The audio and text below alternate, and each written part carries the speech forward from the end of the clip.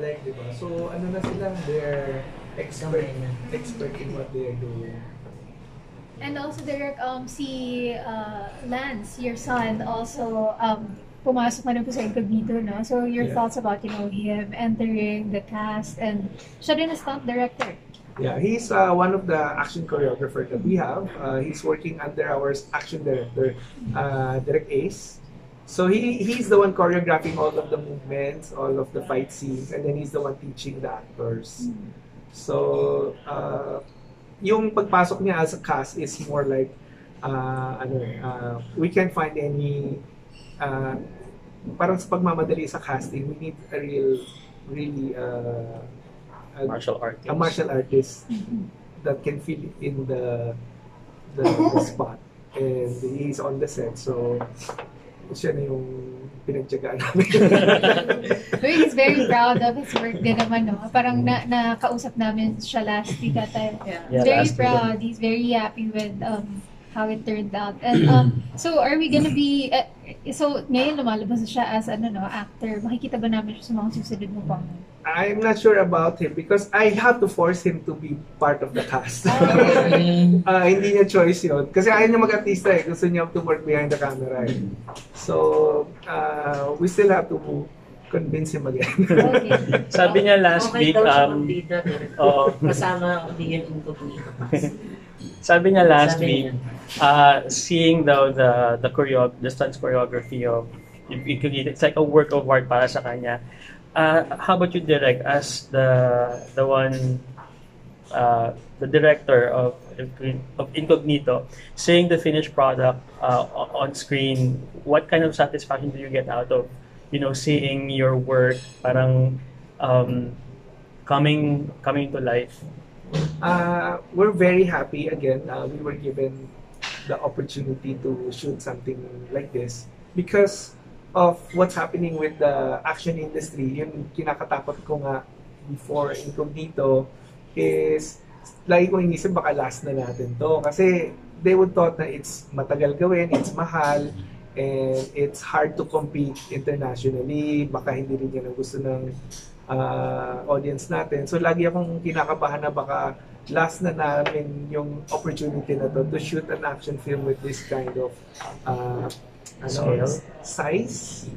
Baka mauwi na lang kami sa mga indie film na style of shooting because of the economy of it. So talagang we work really hard to shoot within the budget, and we're happy that we were able to achieve what we aspired for. But I'm quite sure with a little bit more time and a little bit more budget, we can improve a little bit further. Pero Direk, what has Incognito success taught you about the shifting audience behavior? Kasi diba since the pandemic, the audience is now very choosy with what they want to watch since ang dami na aside sa usual Netflix.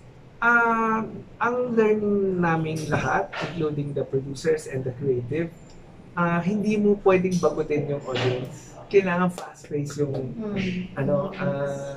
ang bilis nilang bumitaw eh. Kasi ang daming choices.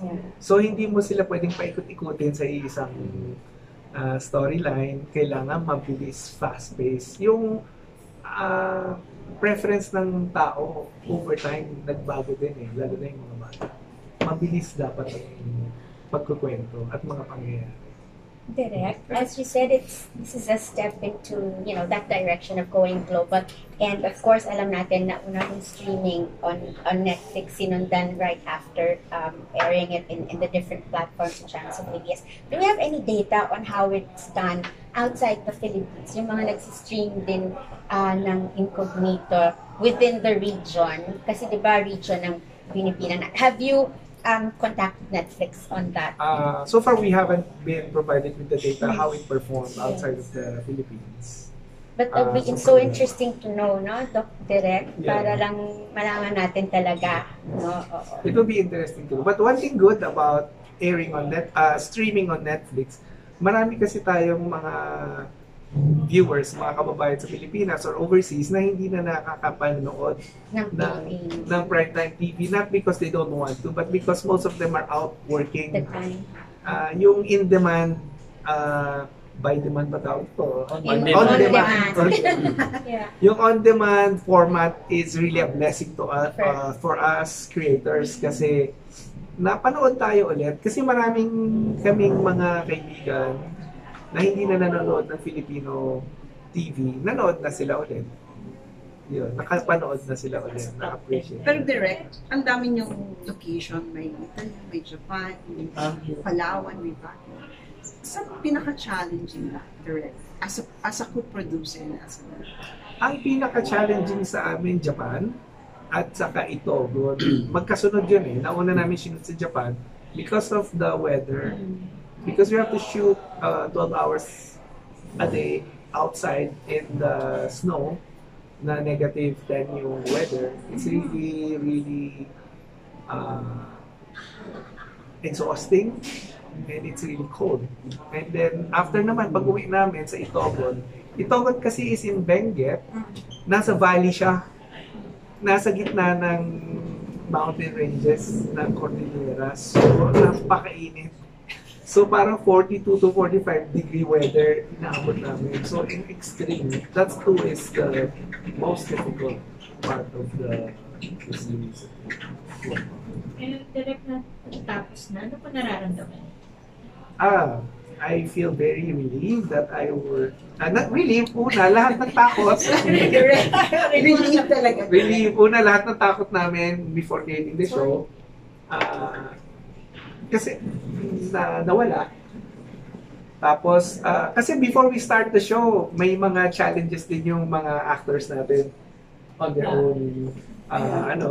So, I think I'm thankful kasi Incognito became part of their healing process, many of them. Yes. So that's one thing that we're happy about. Yung healing process ngayon, hindi mapapalitan ng pera o ng kung anumang success sa ratings. But of course, thankful din kami kasi maganda din naman ang pagtanggap ng mga tao sa sa show.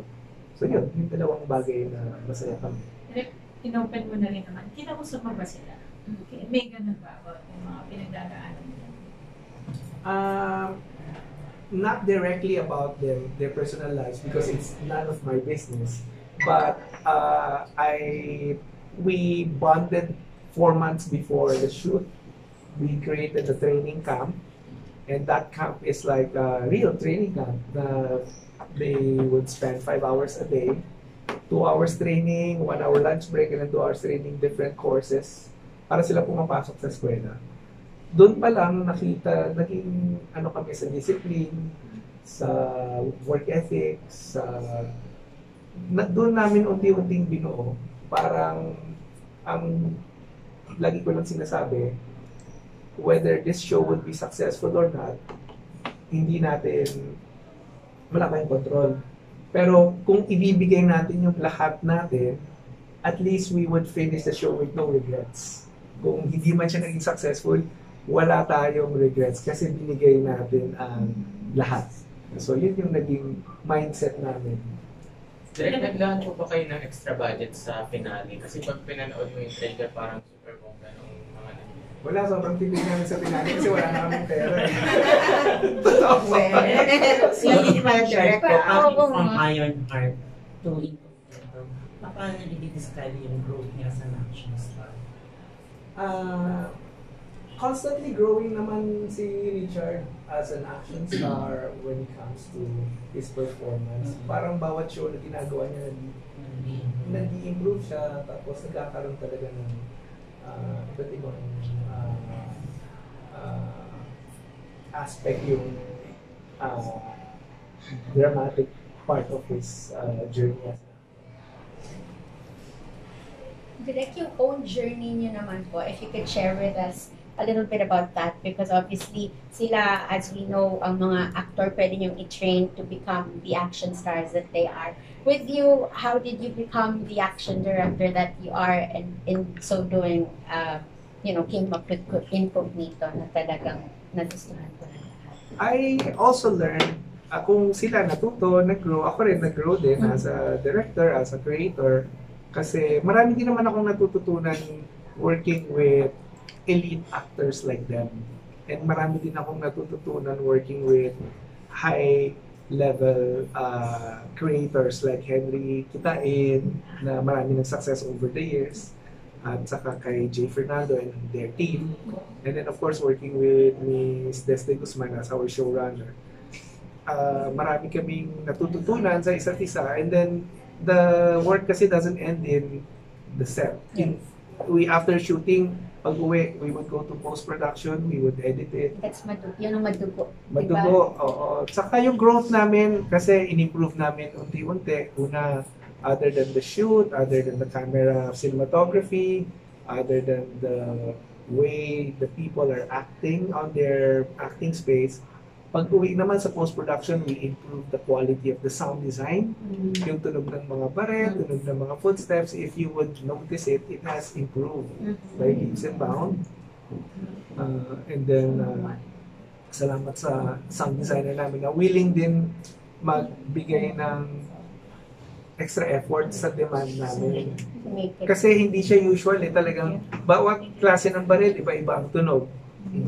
Hindi kagaya dati, basta tunog ng pistol man yan, rifle man yan, iisa ngayon, mapapansin mo iba-iba ang tunog ng bawat ibang klase ng baril. That's those little things.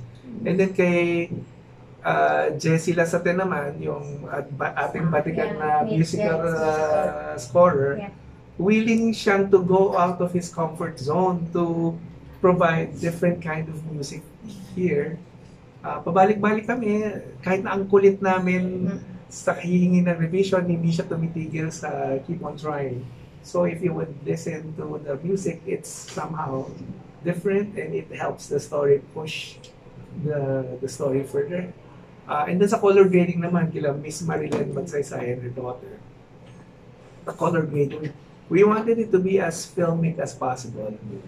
Because, to be honest, our lighting equipment here is very limited. And it's not the best in the industry that you can offer because of our limited budget. The camera that we use is very modest camera. So, we have to do a lot of work in the post-production to achieve what we need to achieve. Pero ang galing